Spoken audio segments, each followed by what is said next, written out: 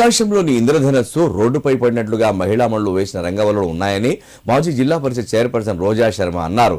Siddipet municipal పరిధి 26, 27 వార్డులలో councillor కెమ్మసారం Praveen ఆధ్వర్యంలో సంక్రాంతి ముగ్గుల పోటీలు నిర్వహించారు.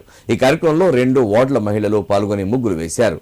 ఈ కార్యక్రమంలో మాజీ జెడ్పీ చైర్పర్సన్ రోజా శర్మ ముఖ్య అతిథిగా పాల్గొని విజేతలకు బహుమతులు అందజేశారు. ఈ సందర్భంగా వార్డు కౌన్సిలర్లు నాగరాజరెడ్డిలతో కలిసి రోజా శర్మ మాట్లాడారు. వార్డు మహిళలకు ముగ్గుల పోటీలు నిర్వహించడం గొప్ప కార్యక్రమం అని, అందుకు కౌన్సిలర్ ప్రవీణ్ ను అభినందిస్తున్నామని తెలిపారు. ప్రజలందరికీ ముందస్తుగా సంక్రాంతి పండుగ శుభాకాంక్షలు తెలియజేశారు. ఈ సందర్భంగా ముగ్గుల పోటీలలో పాల్గొన్న మహిళలందరికీ కౌన్సిలర్ ప్రవీణ్ ధన్యవాదాలు తెలిపారు. వార్డ్ కౌన్సిలర్స్ కి ఈ వార్డులో ఉన్న ప్రతి ఒక్కరికి కూడా ధన్యవాదాలు తెలియజేస్తూ శుభాకాంక్షలు తెలియజేస్తూ, నిజంగా మనకు పోటీతత్వం అనేది ఈ ముగ్గుల్లో ఇంటి దగ్గర నుంచే వస్తుంది.